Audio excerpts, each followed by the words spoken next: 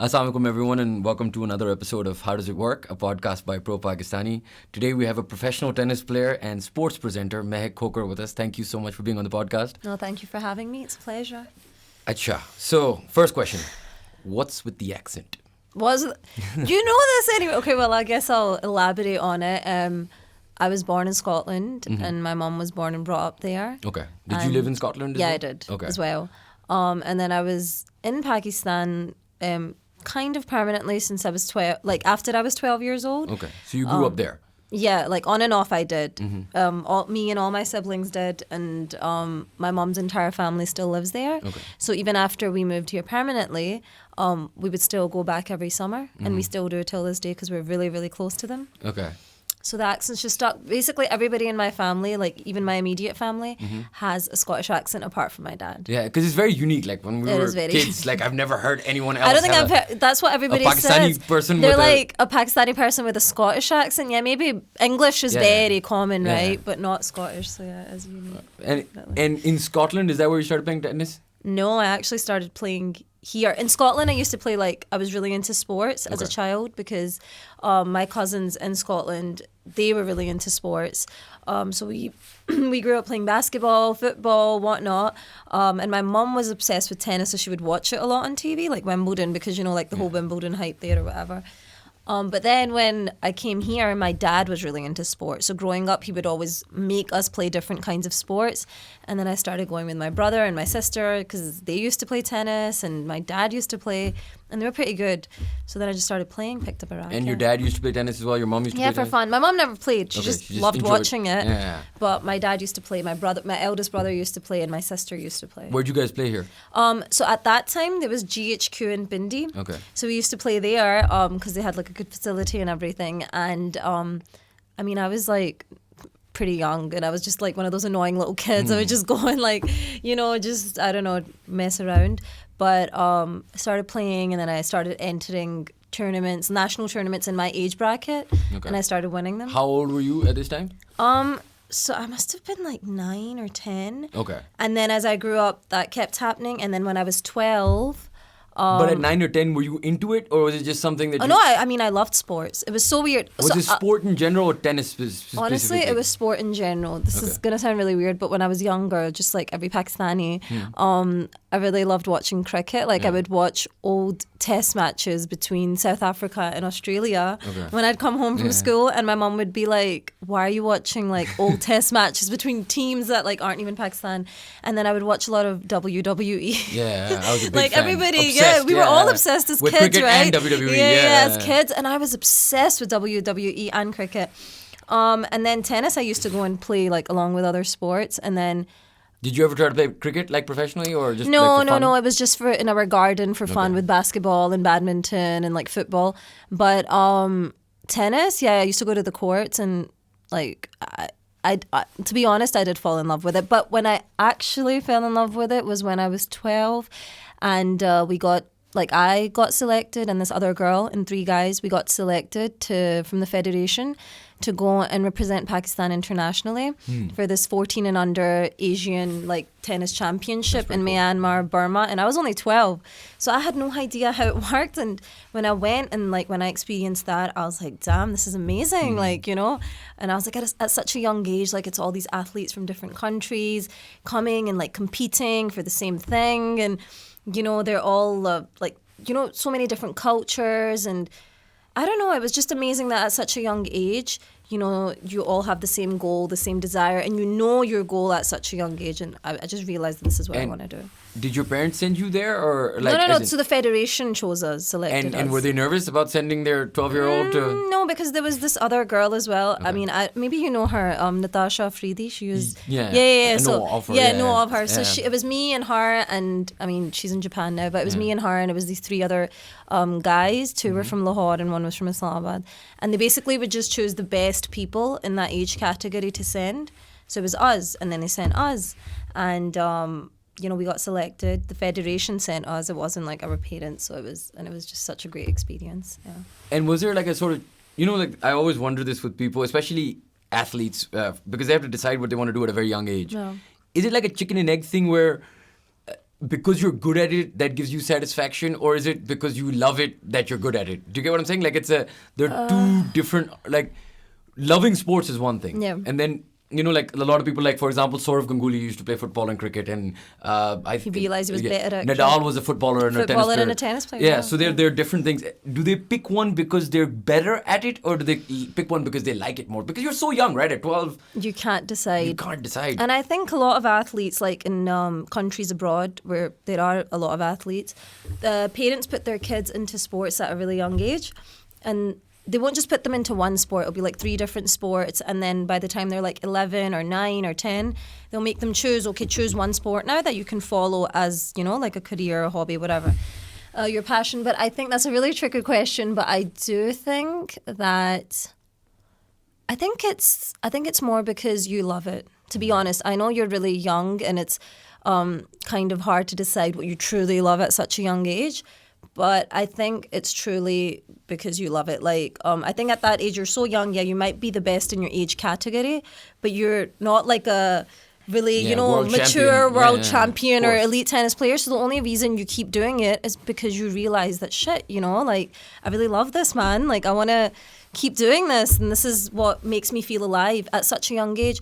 So honestly, when I think about it now, I'm like, damn, that was a privilege to be able to feel that way about a sport. In a country like Pakistan, it was being a woman. It was a privilege. And were there other people around you who didn't want? So, for example, I saw this documentary with Yuvraj Singh and his dad. I don't know if you've seen it. And Yuvraj Singh talks about how he hates cricket and how he really didn't want to play cricket. And his dad is just like saying, that, "Oh, look, I know I forced you to play cricket, but you went on, won the World Cup. You were you're like one of the best. You're one of the best ever. So why are you complaining?" And he was like, "You forced me, right?" Yeah. And I wonder, like, the discipline it takes for a 12-year-old at that age, or 9, 10, 12-year-old, to continuously keep going. When they hate something. It's really something, right? And your parents have to be accepting towards it. Yeah. Some parents force you to do it. But how does like a 12-year-old decide that he doesn't want to go to the birthday party or have a good time and just go to tennis and practice and practice tough. and practice? Honestly, it's pretty tough. And I think, obviously because you're not mature enough at that time to realise these things. But as you get older, you realise that, that's what actually, those decisions that you make at that young age are very crucial. To make those sacrifices, it's very, very crucial to become like, a really good player later on in life. Because obviously at that time it's so appealing that, I want to go to the birthday party that my friends are going at. Why do I have to go and train? But I think that's why mentally you would say, like, I'm not saying this in like a arrogant way, like at all, but I'm just saying, like, I think athletes, that's why they say it's an athlete mindset, because it's quite different since you're younger, because you have that thing that, okay, no, I need to work hard, I need to be consistent. What's more important to me? You realize all these things at a younger age in life. And of course, the parents have a huge role to play in it, because you're so young at that time that, it comes down to parenting as well. And obviously they want to keep it balanced, because they don't want the child to hate their parent. That, oh my God, they're forcing me to do something that I don't want to do. Did your parents want you to be a pro athlete? Yeah, they did actually. My dad was really into sports. He worked a lot in sports as well. So, what did he do? Well, currently he's the president of the Hockey Federation. Nice. Currently, but did he ever play sports professionally? Yeah, he did. He played hockey. Okay. He played. Like for Pakistan? This is really bad, but I don't actually know much about my dad. Fair enough. This is so bad. If we ever call you again, maybe do a little research. Maybe then I'll do a little bit of research, lineage. because it's really funny, because my dad's friends are like people in tennis. They'll be like, your dad was this as well, and your dad was that as well. And I'm like, what? I had no idea. It's so funny, and this has been happening for years. But so more people know about my dad will tell me, but I don't know. It's just, I don't know. I don't know how my mind works, but it's really cool how your dad, generally in Pakistan there's a sort of stigma ke ladke ko, aage dalna hai, especially at that time, this was before social media or whatever. And it's a long time ago, right? And at that time the idea is, you keep your daughters sheltered and your sons, put your sons ahead. Exactly. So that was never an issue in your household. Honestly, it wasn't even something that I realized or occurred being young. And I'm so grateful to my dad, and having that good mindset, progressive, whatever mindset you want to call it, that he didn't think that, oh my God, it's my daughter, she's going to be traveling the world to play a sport. Because at that time, obviously, you know, we live in a country where people are kind of closed off to that. So yeah, you definitely have to give credit to my parents. I would say my dad. But at the same time, you know, I think what parents don't realize in Pakistan is that sport gives you so many benefits if you put your kids into sports, because they're going to stay away from things like drugs. You know, like all the things that you don't want your kids to get into when they're younger. It teaches them discipline, which later on helps them in life, even if they don't end up playing professionally, but they can do something that they can use that discipline in their job and, you know, their work life or whatever. And me and like one of my it was the fellow athlete friend were discussing. I mean, now he's in America, but he used to play professionally for Pakistan as well. And we were just discussing how, you know, nothing, no matter what other field you choose, nothing comes close to being an athlete. Like the feeling of it, the adrenaline rush, the adrenaline rush, the dopamine, the adrenaline rush, or you know, nothing will ever feel as good, or nothing will be as hard. And that's what he was saying. He's like, yeah, nothing will ever be tougher than, you know, being out there on the match court, or like playing for your country, having that pressure on you, or anything, or, you know, like entering trials to be able to make it to the team, or all that stuff. Like nothing comes close to it. So yeah, I think tennis teaches you, I mean, not just tennis, any sport, being an athlete from a young age really does build your character and teaches you a lot, which helps you out later on in life. And like you mentioned, like, let's say 100 people try out for tennis. Yeah. One of them makes it. Yeah. Maybe 1,000 people try out. One of them makes it. Well, in the world, it's like millions. Yeah. Millions, right? And only one makes it. And only one makes it. So millions, yeah. Those who don't make it, they're now addicted to this sort of dopamine high. Yeah. What do they do? I mean, where do they go with this? So that's the thing, because I do know a lot of people that left tennis, right? Honestly, I don't know. That's a great question, because I haven't, thankfully, touch wood, experienced that yet. But honestly, it does change a lot, because I did take a break when COVID started for 2 years. I didn't play. I went to the States. I did some courses in LA, whatever, from UCLA and stuff. And I took a bit of a break. And I honestly didn't feel like myself at all, at all. And then when I got back into it, I was like, shit, man, this is me. Like, I can't imagine not being active, or like, you know, having a goal where I'm, you know, playing a competitive sport. For me, it's about it's like training towards something and just being competitive in a sport. It's not just, if you told me that just go and play tennis for fun, I'd be like, I can't do that. I need to be able to compete. But I think a lot of the players that did leave tennis because it's something that they were so addicted to, a lot of them went into the coaching side, right? So then that kind of gives them that same thing to work towards, that they're working towards building players, helping people out, and, you know, becoming really good tennis players in the future. So I think they use that energy into like something related to sports or related to tennis, and yeah, I guess to each their own. So at some point you're going to have to, you know, call it quits. Call it quits, right? Of course, every athlete does. And why I'm asking this is because it's so unique for athletes, where if you're a professional athlete, your prime of your career is at such a young age that where most people are getting started, they're almost ending, right? So Ronaldo and whatever is going on with Cristiano right now, he's what, 37, 38? Yeah, 37, yeah. For 90% of people, that is the beginning of their careers, right? So your peak in a corporate career is in your 40s or your 50s. 50s, right? But for athletes, it's different. For athletes, you're done by the time you're 37, 38. And after that, of course, there's coaching is a possibility. But a lot of people don't like coaching. That's like me. I don't. Yeah, so then... I've done it, but I don't like it. So what would you do? Like... You know, I think we're very lucky in this time and age, because if you look at it in the past, a lot of players would retire in their 20s, right? Or maximum they'd play till 30 and then they'd be like, okay, that's it. But a lot of players would retire like by their mid-20s, right? If you remember. But I think we're so lucky and blessed to have been born in this era where we experience such greats like Nadal, Federer, Djokovic, Murray, and so many other players, even in the women's side, like Serena Williams, right? The Williams sisters. Venus is 40 and she's still playing. She's getting a wild card into Australian Open. You were supposed to be in King Richard, right? Yeah, I was supposed to be in King Richard, but I wasn't. That was a great movie, by the way. I really liked it. Man, it was amazing. I watched it on the plane and I was like, oh shit. But it makes you cry, like, honestly. It's such an amazing movie, and it's such a motivating and inspiring movie. It's amazing, and it also shows you so much about like how much the parents matter, right? Because look, I never thought of it before I watched the film that the father or the mother or someone, they have to take you to practice. They have to make you. Yeah. It's so hard to continuously keep doing that for your kid, day in and day out. For me, like my parents, like they were like, whatever, the kid's like at home, he's watching TV. Let him go to school. There's no athlete that they did training, so they're like, whatever, the kid's eating, the kid's not eating, he's eating too much KFC. They don't care, too much Coke, it's all good. Yeah. Whereas with this, you're building a machine. A machine, yep. So. One, you didn't tell us why you weren't in King Richard. Oh, sorry. Yeah, okay, so I think... Oh, no, I said that. I told somebody else that. So basically, this was after COVID when I took a break and I went to the States because I was like, okay, I need to do something with my life. Like, because, everybody's life stopped when COVID happened and there was no tennis. And yeah, I was working, but it was just the same thing. There was no progress and it was just stagnant. So I was like, okay, I need to, do something to, keep my life progressing because I don't just want it to be stagnant. So I applied for some courses at UCLA Extension. It was one was like a sports journalism thing and one was an acting thing, right?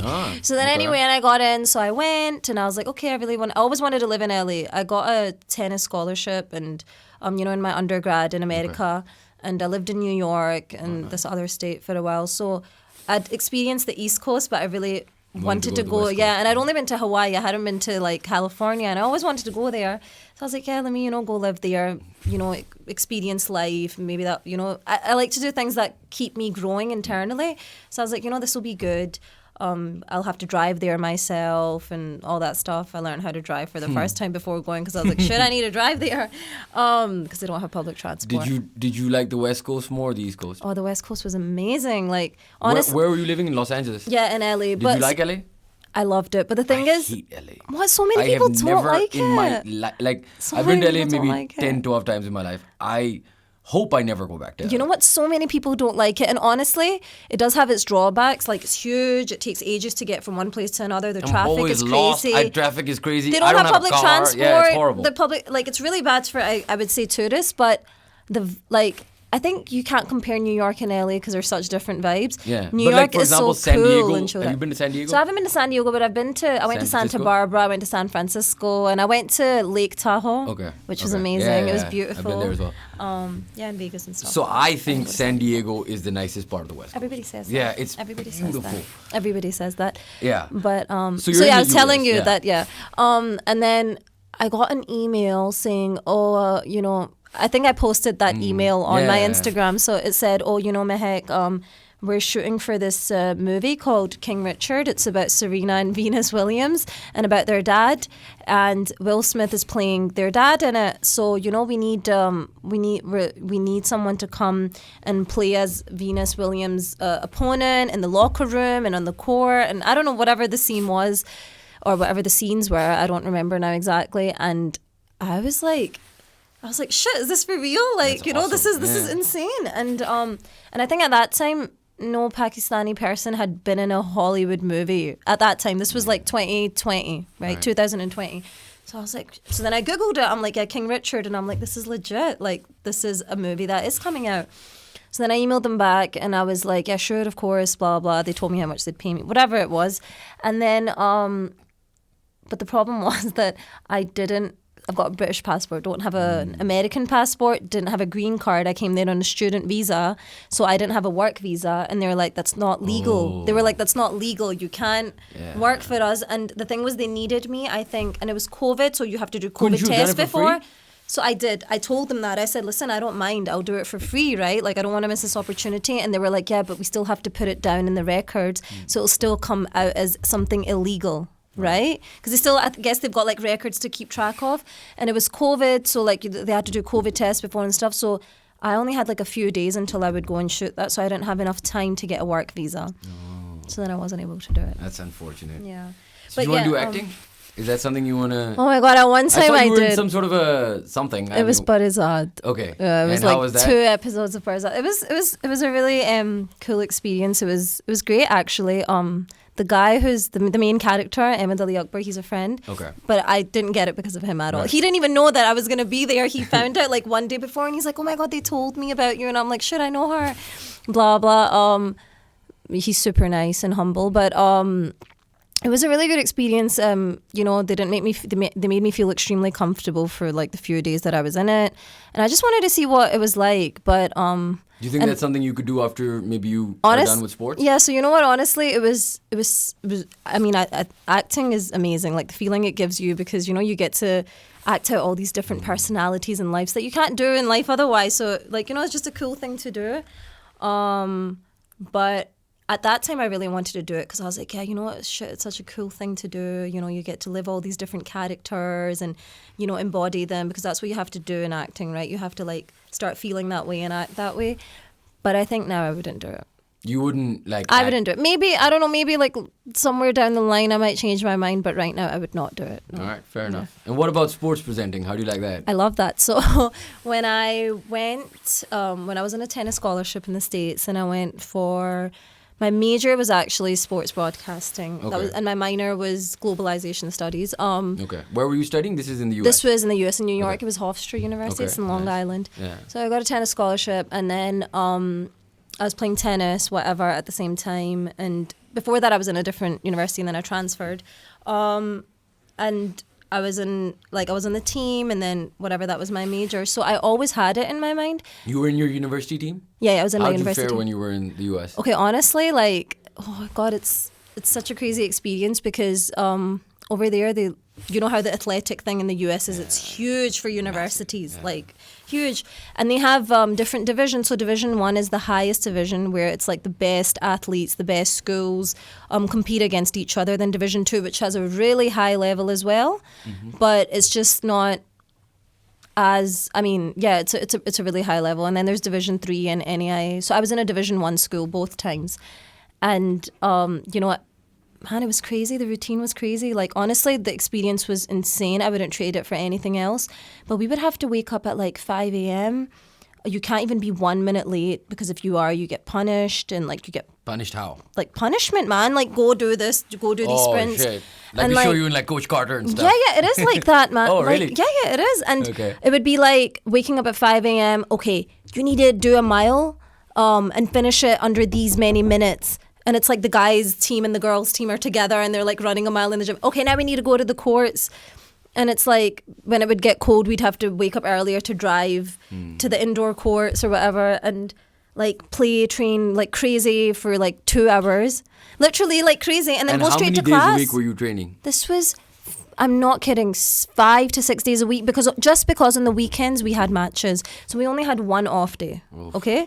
And on the weekend we had to be traveling to play matches against other schools, or they would come to us, right? While we were in season. It was just when we weren't in season that we were actually able to go out and party on the weekend or whatever, right? So college life was pretty tough, huh? Yeah, but I mean, it was great because But, you know yeah, we were 'cause you're getting trained. that I was dopamine high I from was winning. getting what we want. Like I was getting the best of both worlds, right? But at the same time, it was crazy because a lot of times we wouldn't have time to eat breakfast before class. Like, because we'd have to run to class. And there were so many times I would like fall asleep in class, and then my teachers would complain to my coach, "You fell asleep in class again."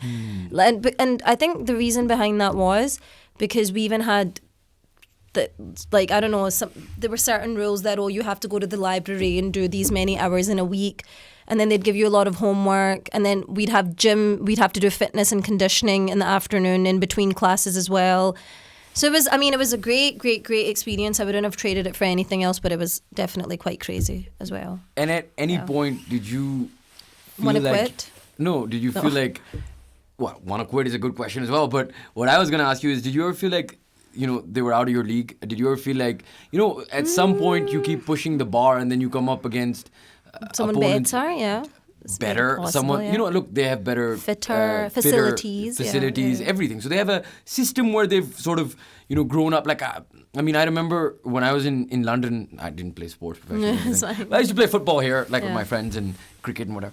No, I would go from here to London, and when I was a kid, and I barely played cricket, right? Yeah. And I wasn't great. But when I'd go to London, they'd give me like the ball, and these white kids couldn't play me. And I was like, wow, Wow, I'm so damn, good. I'm so Then I'd good. go back to Pakistan and get my ass handed to me. kicked, yeah. And the same thing happened in football. Like, I used to play football with my friends. I wasn't great. I was okay. And then I went to London. And everybody was so good I went to tryouts for my university team. I was like, I'm never doing that again. They were yeah. they were They fitter, must they have were been really stronger, good, yeah. they were faster. Crazy about football. And they were just good at everything, right? Yeah. And when I say they were out of my league, I mean there was there was no way I could ever catch up, right? I stopped playing. I was like, I whatever. can't do it. But for you, you were a professional athlete, but obviously within the realms of Pakistan, which doesn't have the facilities and the fitness coaches and whatever other things are required. Yeah. When you get to America, did you ever feel like, man, these guys are just too good for me?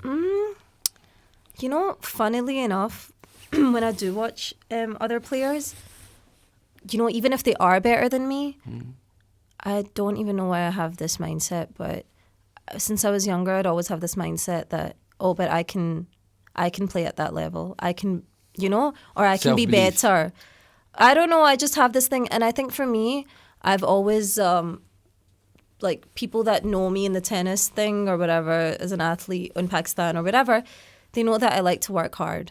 So for me, like, I always have this thing that if I work hard enough, I can, you know, be as good as that. Obviously, the question that comes into play is consistency and motivation, because, you know, motivation, you're not going to be motivated every day to go out there every day and work really hard. So you have to be mentally really like, you have to be very disciplined and consistent, because consistency, working hard consistently, is what actually gets you to reach your goals. And you know, a lot of times, even if you don't work hard, you might not get the result you want. You might still lose, but you have to get up again and be like, no, I'm still going to keep trying. I'm going to keep trying. So I think it has a lot to do with the mindset. Because, yeah, of course there were girls there that were faster than me, that were better players than me. And we all were working just as hard as each other. It wasn't that, because we were a team, right? So for the first time, tennis became a team sport in university and college. It became a team sport. So that was a great experience. You know, we were together Did you like as a that team. more? Honestly, it was really nice, because we all supported each other in matches, and we always had to do everything as a team, and, you know, team bonding and team building and all that. And one more thing, because, you know, sports are seen so highly in America.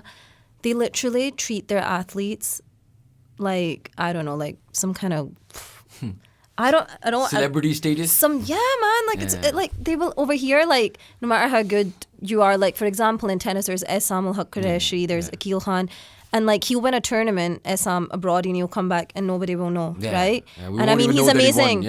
And he's amazing. So like, over here, I feel like they don't have that qadr for their athletes, but over there, if you're just like you know, if you're a university, whatever, athlete, especially at a Division 1 school, they will literally treat you like you're some, like, the normal people at school will treat you like you're some kind of celebrity, and they do. Like, literally, they'll just like look at you like, oh my God, and they'll treat you like that. So yeah, I mean, but yeah, it was a really great experience, and there's just one thing I remember that, because, like, you know, I'm really into fitness or whatever. I remember at the end of one of the terms, like, you know, because we would have to do like these sprints sometimes and all that. Like, I was the fastest girl out of all the girls there, and these were really fit athletes that I wasn't the fastest out of when we first started, because we had players from all over the world in our team. Like, there were people from Spain, you know how fit Spanish people are. Nadal's the perfect example of that. And there were people from like Canada, from like Europe, you know, like all these different. So I think you just have to build on your strengths. Yeah, you just have to build on your strengths, and, you know, just be confident, believe in yourself, keep working hard. So I have a question. Do you think that a part of that, so there's a, you know, in sport, there's always a limit where you can reach to based on talent, and then a lot of it is hard work, and that sort of reflects life. And we were talking about this before as well, where tennis is, or individual sports are more unique, because you can't blame your teammates, you can't blame your coach, you can't blame anything. It's you, right? And you fail. And if you fail, it's because you weren't good enough on that particular day. And that's very hard to keep getting back up from. Maybe more so than team sports, you know, because there's a camaraderie within, like, let's say a football team where there's 11 of you and you all lost together and you all got back up together, and you know, my strengths could hide your weaknesses or vice versa, etc. In your case, it's you and just you, right? Yeah. This continuous cycle, does it ever get to a point where you burn out, where you feel depressed, or you feel, because it's, I mean, you know, on a string of losses, it kind of just... it does.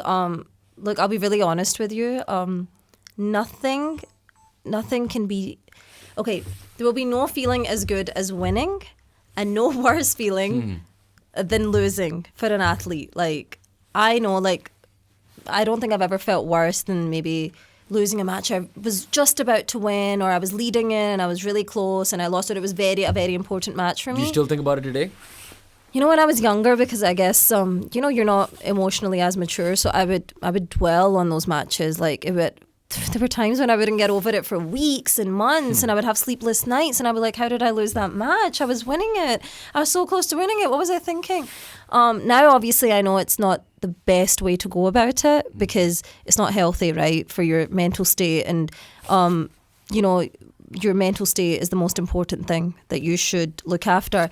So, obviously, losses, I feel like you should celebrate your losses too. I've learned that now over time because they teach you a lot. If you won, you wouldn't have reflected. You wouldn't have grown. You wouldn't have reflected on the match and been like, okay, so what did I do right or wrong? You're just so happy that you won that you're just like, yeah, I need to think about the next match. How, right? Bye. But when you lose especially a really close match, you're like, damn, you know, what do I need to work on?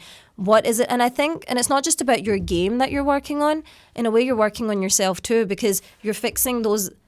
Because, you know, it's such a mental game that you're fixing on those little decisions that you took mentally as well, which will help you in your life decisions as well. Those split-second moments. And those split-second moments will help you in your life decisions as well. So, wait, what were we talking about? What we were talking about was the mindset of losing and getting used to that feeling and if it causes depression. But wait, I have another question. Yeah. Okay? So, that mindset. Now I look at kids and I feel like really old when I say this, even though I don't think I'm that old. But you're as old as you feel, so it's fine. So I feel old. And I'll tell you why I feel old. Because I look at a lot of people, and, you know, I was at my nephew's game. He lives in Dubai. He was playing football. And they don't keep score, right? And that really bothered me. And it bothered me because... And I went to the coach afterwards, and I was like, why aren't you keeping score? And they're like, oh, because, you know, that'll hurt. Too much pressure, yeah. And it'll put too much... But I don't... Sometimes I feel like this... younger generation, I know I'm not old, so I shouldn't say this, but you get what I'm saying. Gen Z, right? just say Gen Z. Gen Z, I guess, yeah. Whatever, call them whatever you like, right? Is there, by losing at things, by getting bullied, for example. Losing. And not just in the environments we grew up in, especially Pakistan, it was very different. It was jungle, right? Yeah. And that allowed you to build mental fortitude. Mentally stronger. Yeah. And I look at, you know, through the various things that I'm doing work-wise, younger people that we work with, and they quit at the first hurdle. They're not mentally as strong as we were, yeah. Yeah, because they maybe haven't been programmed the way that we were. Yeah. Yes. So the question that I have for you is, do you think that, you know, a lot of people talk about the mental effects it has of continuously losing, and that's the fortitude you have to build up. But then I think to myself, like, that's life, right? I mean, you're going to, unfortunately, we're going to life as well, yeah. Yeah, we're going to lose a loved one. We're going to lose at times at work. We're going to lose at times in life, and that's just the way it is. And some people have it tougher than other people, but you have to be ready for it. And you know, for example, you didn't have the training that, say, for example, someone in the United States did. Yeah. So what? That's life, right? Now, you didn't come out and be like, oh, that's... Oh my God, like crying over that.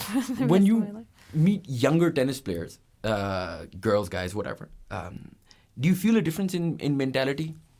Well, the ones that I've met so far, are all really motivated. Honestly, they're like tennis crazy. They remind me of like my younger self, or the other girls and guys that are my age, like their younger selves. They're all really obsessed with tennis, and, you know, they just want to work hard and do better, and all they think about is tennis, because that's how it is. And is that you still, or not so much anymore? Not so much. I mean, obviously, yeah, I play and I compete, but then, you know, other things kind of come into your life. And I mean, what they're doing right now, it's because they're at that age where they're kind of making that their muscle memory. That's already become a part of my muscle memory, right? So I don't need to keep being that way. But as you did speak about, like, you know, we have tough moments in life, like losing a loved one and stuff. Like, I'll give you an example of that. So this year, I was in... This is just to kind of give perspective to, you know, you people, whatever, watching. So this year, I was in the UK, whatever. I was playing whatever there because we had... I don't know if you know what Davis Cup is. Yeah, I've heard of it. So the female version of that is Fed Cup / Billie Jean King Cup. Okay. So we had to go for that in Tajikistan, and So I had to come back before my family came back from Scotland, because obviously we had to attend a camp, and then we had to go together as a team. So I came back and none of my family was here. It was just me. So I came back, and literally the day I landed, my grandmother, who was in Scotland, she passed away. Sorry to hear Right? that, Yeah. So anyway, and I got the news, and obviously I was devastated because I just landed. None of my family was here. And I'm like, shit, like I have to leave. Like I have to go and play tennis in such a circumstance. And right now I really don't want to be in the court. Like obviously, you need to process your feelings. You need time to grieve. recover, yeah. Time to recover so you can actually give your best and you're not distracted in the court, because then you're not able to give your best. And there's no point of playing if you can't give your best. So, I went, the first day I told them, I said, I can't come today because I just found this out. Taking a day off, they're like, yeah, sure. Then I had to eventually show up, like I'm a part of the team. I can't do that. So the next day I went, first few days I felt really awful, but I just kept going. Every day was a struggle. It was a fight. I was alone, again at home, whatever. I would just keep going. I didn't want to be on the court. Kept going. Then we went for the tournament. Our team did really well, actually. We did. How'd you do? Well, we came fourth, which was pretty good. We almost were going to come third, but we didn't. But it was a pretty good result. We beat some international teams as well, so it was pretty good. Well, obviously we beat some international teams. That's why we came fourth. Yeah, that was so silly. That was so fair silly. Yeah, but what I mean is like we beat international teams and then we came fourth. And how did you play individually? Yeah, it was good. It was good. Like it was still tough because I was still, in a way, I was grieving, but I think my teammates helped me a lot because we have so much fun. Like when we go for the tour, yeah, it's always tennis. That's all we're doing. But it was still good. Like, yeah, I think it was pretty good. Even for me, like the way I was playing or whatever it was individually, it was good. But then I came back and then I was like, whatever, I was training again. And then in October, I got really sick and then I didn't play all of October, 4 days. I think I just played 4 days in all of October. And then I got a gig in November to present at the Pakistan versus Ireland cricket match. So I took that and then we had some tournaments right after that. So I was like, shit, I haven't really, prepared for it. But I was like, it's fine, I'll still play. And it was fine. Like I was playing completely fine, right? Surprisingly, I was playing completely fine. And then I got another awful news, like literally on Monday. It was my 26-year-old family member. He was a cousin that he just had a few weeks left, right? And He had cancer? he had cancer. What So at kind? this point, it was bowel cancer, and then it spread to his liver and lungs. And I mean, the whole time they were saying he's gonna recover. He's gonna recover because he's so young and all that stuff. So it was really shocking. And obviously, I was devastated at this point because he was literally like a younger brother to me. Of course. And here I am, I have to play a match the next day. So I'm just like, I want to be with my family. And I was away. We were in Lahore. My family wasn't with me. So I'm like, I want to be with my family at this time. Obviously, I mean, as much as you love your career or what you do, Family comes first. and your loved ones come first, right? And at this point, they're like, well, come to Scotland if you can, right? So I'm like, yeah, of course. Like, The problem is, okay, this is going to be really embarrassing, but I lost my British passport. So I didn't have a way. So I had to apply for an emergency passport. But anyway, so at Did this you point, play the game? yeah, I did. So I did play my matches, but I don't know. I was just so. It was really hard. Honestly, Yeah. it was. How can you concentrate at that point, right? Oh my Like, god, it was. I cannot explain to you. I don't think playing has ever been tougher because it was, and it wasn't. It wasn't just even emotionally. It's because mentally. It's emotionally you're so drained, and when you're emotionally really drained, how are you supposed to have the energy to move? Because you have to be so. No, but I think that's for everyone, right? Like every sort of career, every sort of like I see in just normal careers like we have. Like my mom was sick; she had cancer twice, right? I'm so sorry. Both of the periods where she had cancer, she's in remission again now. But both of the periods where she had cancer, you don't show up. Like I mean, you're there. But mentally, you're you're running not through the there. motions. You're just but, running through the motion exactly. That's but you're what it is. not there. Like You're not mentally there, yeah. And you're the emotional toll it takes on your body. And I see this not just with me, with people that I work with all the time. They're not there. I mean, they're physically showing up. But mentally And and they're emotionally. doing, like I yeah. said, they're running through the motions, but that there's something that just switches off. And when it switches off, it's very hard, or it takes time for it to sort of switch back on. And that time frame is just a sort of running through the motions. Running through emotion, I completely and that's why agree. I'm amazed. Like I remember there was this Champions League semi-final. Chelsea beat Liverpool. Lampard's mother died. I think was it? Yeah, Lampard's mother died, and he took they won that, and he took a penalty. And I remember that moment thinking, God. how does he do this? Man of steel, that's crazy. Thursday your mom dies. Sunday you win You're the Champions League showing up, semi-final. even just showing up at such a moment, I feel like you have to be given have to be given credit for that, because that just shows that you have a fighter's mentality, right? And that's what I'm trying to say. I feel like if I hadn't played tennis since a young age, or I didn't have that fighting spirit in me, I wouldn't be able to show up on the court. Because even just showing up on the court or playing at such a moment, because also just 4 days later we got the news that he passed away, right? And I had to again be on the court, right? So did you make it to Scotland? No, I didn't. I didn't, because it was just it was just 4 days in between, so I couldn't get my emergency passport in time.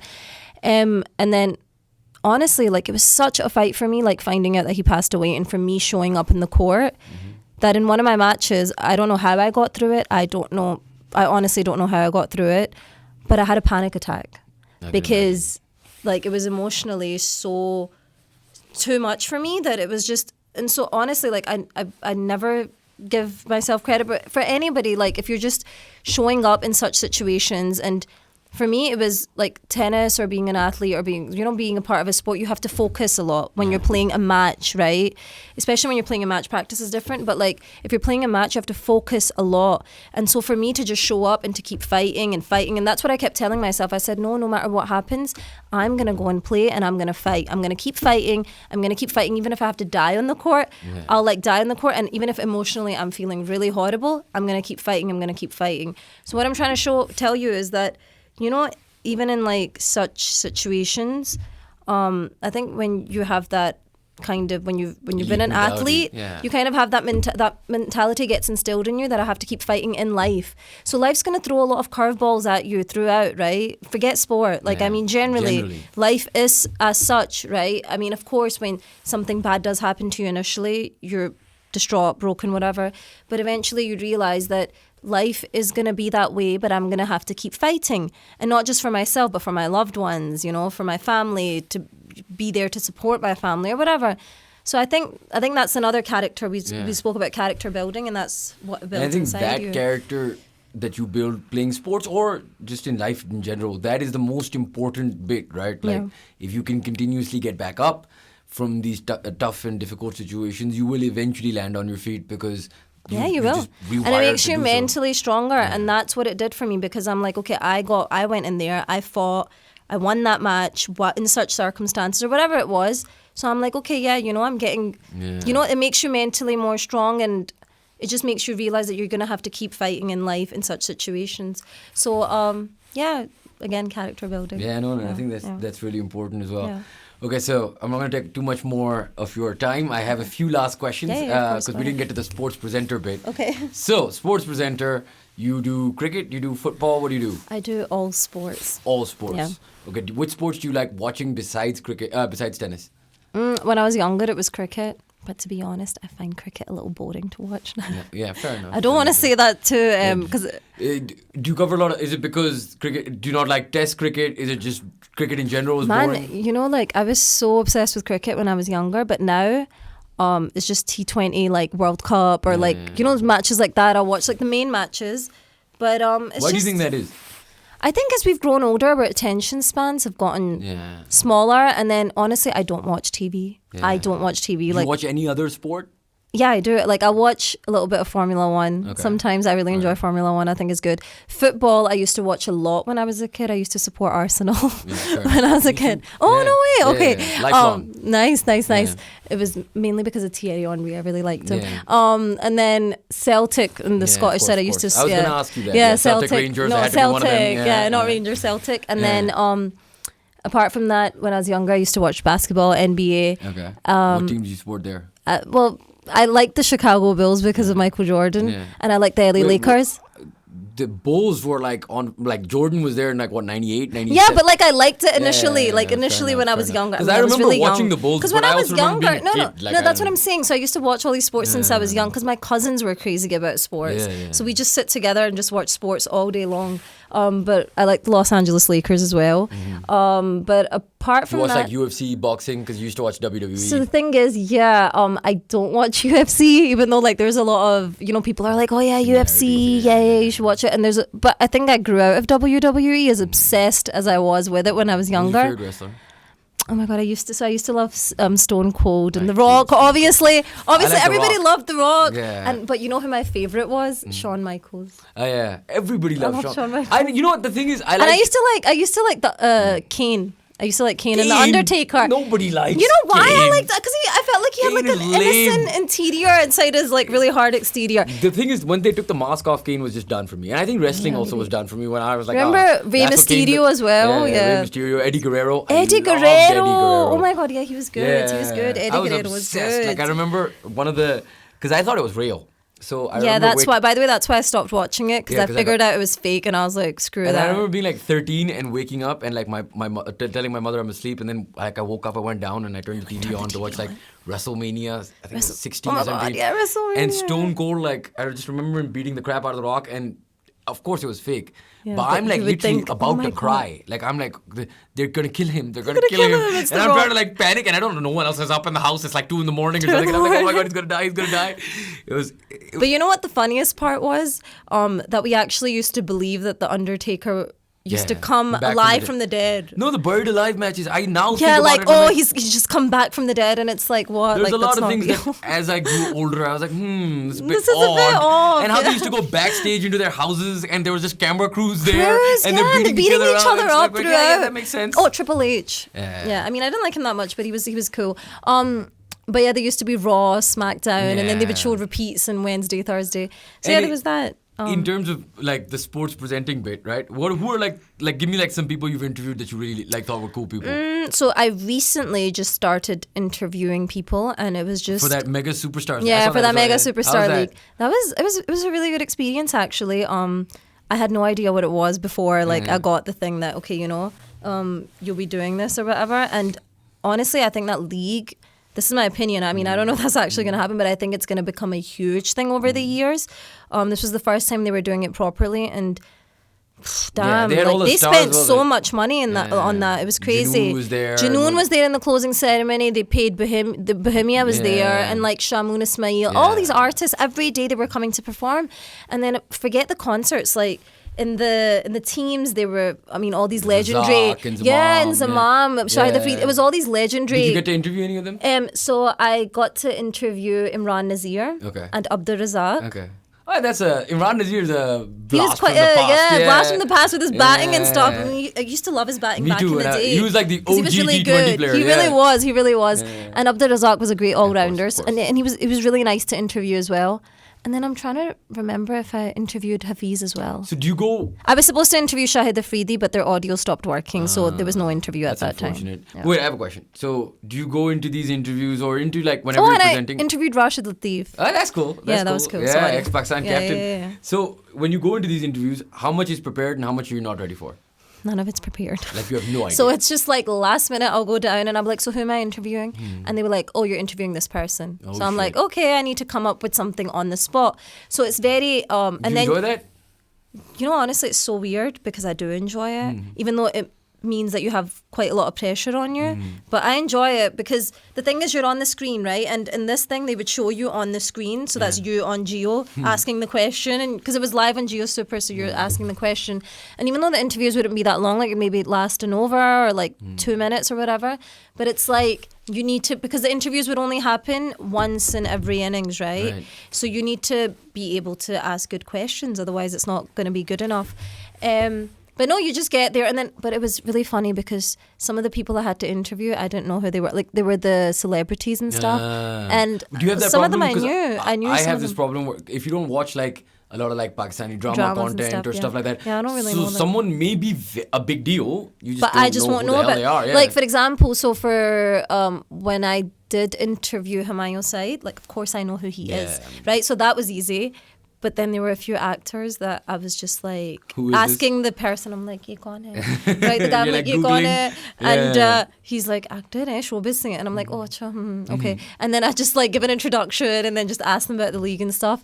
So, but it was a really cool experience. It definitely was. And honestly, I don't think I would have wanted to choose a different career, because even when I was in university, like, I remember and at that time there were no like women in sports media, in the sports media side, I think, in Pakistan. So because this was like back in the day, right, when we were in university.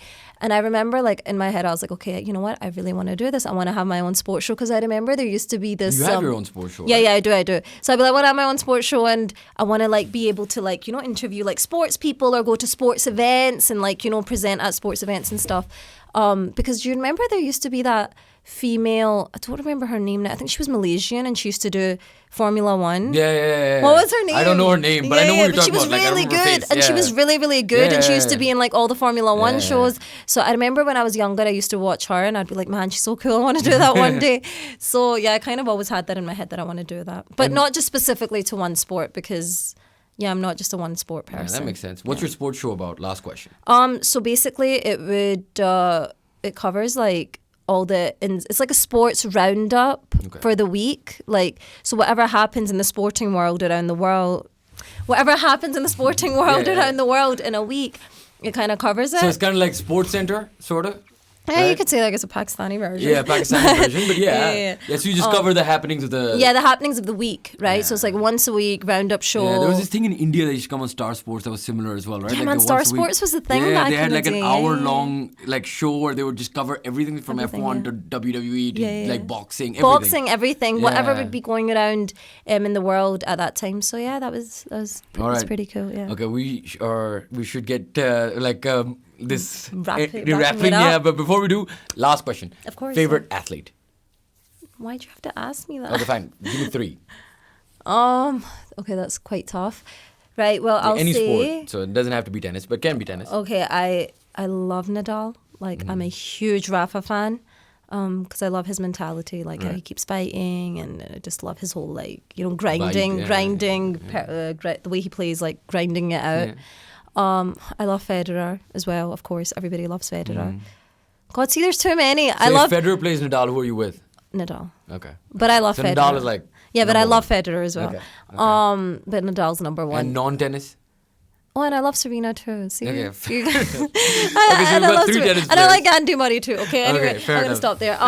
And when it doesn't come to that, honestly, I still think Michael Jordan is the OG. Yeah, I think he's He's pretty the cool. person that transcends sport. Right? Definitely, Like, he he's did. bigger than You know, sport. he's bigger than sport, and it's so cool because after him, there's so many in all these different sports. But they're There've not been the same. athletes that have transcended their own sport. Yeah. Like, Conor he's just- McGregor or Conor Cristiano McGregor. Ronaldo Yeah, or- Ronaldo. yeah. I love Ronaldo, by the way. Yeah. I'm a Ronaldo fan, Oh, not a really? Messi fan. Yeah, you don't like him? Ronaldo? No, Yeah. hell no. Who likes Ronaldo? What do you mean? Ronaldo is the example of non-team player. Oh, come on. You cannot disrespect a player No, of I'm not Ronaldo's disrespecting. caliber. No, I'm- not you. I'm saying the way they have been disrespecting him. So look, all I'm going to say to you about Ronaldo is he's the second best player of all. Yeah, of course you're Second going to best say player that now. I've seen. No, I Listen, would say that 10 okay, years you know ago. what? I agree. Like, what Messi's done is out of this world. Like, honestly, it's amazing. But you have to realize that Messi came from, like, a football country, right? Ronaldo didn't. Ronaldo came from Portugal. Listen, Ronaldo he was put his playing he at put his United when he country. was 18 Yeah, under but he- Sir Alex Ferguson, the Yeah, greatest Sir Alex manager of all Ferguson is. time. Have you seen his documentary? Yes, of course, It's of course. amazing. Big yeah. fan of Sir He's Fergie. amazing. Even He's though- Scottish, by the way. Yeah, yes, I'm aware. Yeah, so is Moyes. I mean, that's the best thing you've got since. But like That's true. the idea being okay. Look, yes, he's fantastic. I'm not denying that. And his but work ethic. his Ronaldo's work ethic is great. ethic, But yeah. look, all I'm going to tell you is I think my problem with Ronaldo is 2 things. Number one, you put him in the same bracket as Messi, and you can't because one is You're hard just saying work. that because, well, yeah, Messi's talented as hell. Messi but- could play 8, he could play 6, he could play 10, he could play striker, he could play winger, he could play right back, and I swear Yeah, to God, Messi's more talented for sure. he could just do everything. And the second thing is Messi played for the team, and Ronaldo never. I mean, when he was at United, when Are he you was, talking about this time? no, I'm talking about for the last throughout, okay. 15 years. Okay. Look, the reason that you put up with Ronaldo was because he was such a machine. And you respect was the a elite machine. mentality. Yeah. You respect the fact that he's the most clutch player of all time. I'll give you that. Yeah. But look, is he going to track back for the team? No. Is he going to work hard for the team? No. Is he going to pass in certain situations? No. Is he disruptive to Gareth Bale's having a good career? Get rid of him. Ruud van Nistelrooy is this is throughout his career, he is disruptive. And that is the problem with Ronaldo. And that is... Well, I guess everybody has their own different opinions. If I was a manager, I wouldn't have Cristiano on my team. Okay, I guess everybody has their own difference. But there is one thing I like to say. I mean, I love his whatever work ethic, hard work. One last thing I want to say is, so when I was playing in whatever college tennis, we had our coach, there was a guy that used to come and coach us every now and then, and he had been the former world #1 in doubles. He was South African, right? Awesome. Yeah, so it was awesome. Yeah. And he was a really nice guy. So I remember this one time he said something to us which kind of stuck in my mind. He said, whenever somebody asks me, what's the biggest talent that you think a player, any athlete can have? What's the biggest talent you think they can have? And he's like, hard work, because not everybody can do it. Yeah. Literally, which is spot on, because not everybody can actually work hard. That is the biggest talent that somebody can have in 100%. Look, I think in any field, any industry, if you can't put in the hours, you're never going to make it. No matter how talented you 100%. Unless you're like a 1 in a million, maybe. I don't know. And I think in credit, since we were talking about Ronaldo, look, that's the greatest thing about Cristiano Ronaldo, the work ethic he puts in. Yeah. But then also, like, some bits are about personality, right? So, like, he's got personality too. I mean, it's about how much do your teammates love you, how much do how well do you integrate everybody else? Because at the end of the day, you could be the best player ever, but that doesn't mean you're the best person ever. But a lot of people think he's a great person. Michael Jordan is world class. He's a horrible human being. I mean, he's a great. You can tell that he's just weird, right? Like, did you see the Last Dance? The Last Dance, yeah, I did. Dude, that guy has some issues. Like, you can, like. But I feel like a lot of the players did. I mean, he needs to relax. No, for me, after watching the Last Dance, I watched basketball like that when I was younger. My cousins were obsessed with it because they lived in Chicago, but. For me, Dennis Rodman was cool. He was cool. He was cool. He was really cool. Yeah. Like, I wanted to be Rodman because Michael Jordan just looks like the kind of guy who can't have a good day. I mean, if you're competitive over, I don't know, the dinner bill and over golf and over just competitive over psycho dude, like, relax. Like, that you is need a to bit have much. Good time that as is well a bit much. sometimes. By the way, I completely agree. I feel like you need to balance is key in life. Like, sport is not like, as much as you love it, it's not everything. You need to have balance in life. Like, it's not. And at the end of the day, the human side of things, the relationships you have, relationships you have, yes, they're very important. Yeah, like, very important. Again, since we're talking about basketball, and we should really wrap this up, but since we're talking about basketball, like, I saw that show, the HBO show with the Lakers and Magic. I don't know what it's called. It's really nice, actually. It's a very good show. And it has. I told you I don't really watch. Yeah, stuff, but it's a very cool show. I watch TV all the time, obsessed. Okay. But the idea being that the way Magic was, like how everybody loved him, and he was like a guy's guy. If I don't have talent or the work ethic for to be a sports athlete, but if I was or wanted to be one, and I could dream up. Did you ever want to be one when you were younger? Oh, I wanted to be a coach. I never wanted to be a player. Why I never wanted to be an actor. I wanted to be a director. When I was 11 You wanted to be years an old, actor?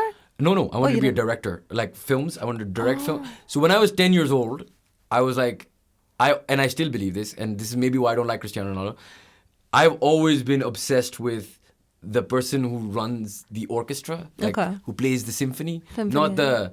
So, like, for me, I'm like, you said Thierry Henry, Arsene Wenger. I don't give a crap about Thierry Henry. Thierry Henry is just a jigsaw piece for me to the bigger picture. So for example, I grew up wanting to be Wenger, Fergie. I wanted to be, like, I love Arteta. I wanted to be Pep. I wanted to be Jose, or even.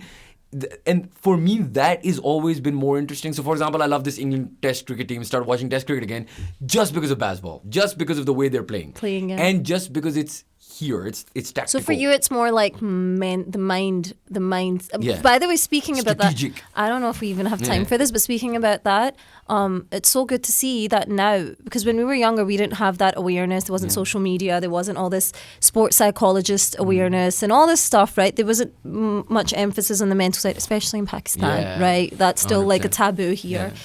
But it's gotten a lot better.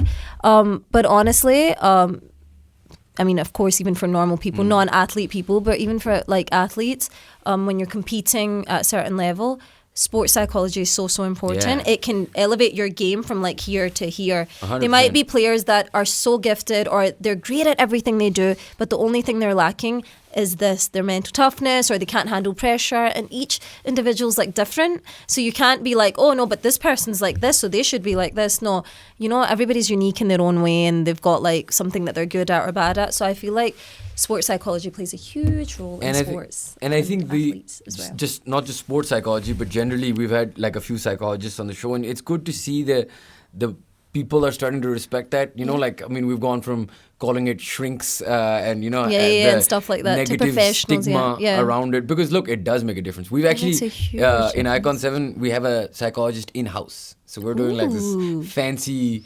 We're like this new age company who has That's a therapist pretty cool. within the company. You guys should promote that more, so more companies do that. So Ali works with us on different things, and he's also a psychologist, so everybody goes to him for therapy. It's That's quite amazing. funny. I guess me too in some ways. That's amazing. But yeah, no, it's quite a lot of fun. I actually saw it on a TV show called Billions, and I was like, I want to do this. I want to do this. Yeah, so you and guys so- implemented it. Yeah, so we got a psychologist. awesome. He works with us 2 days a week, and the rest of the time he's a That's therapist. awesome. Yeah. That's amazing. Anyways, thank you very much for being on the podcast. Thank you so much for having me. It was a lot of fun. It was a lot of fun. Yeah, I'm glad you enjoyed it, and Yeah. I think we went a bit over time, but thank Yeah, you guys for oops, watching. Sorry. No, it's great. Thank you guys for watching, and if you like the content, please do subscribe to our channel, and we will see you for the next podcast.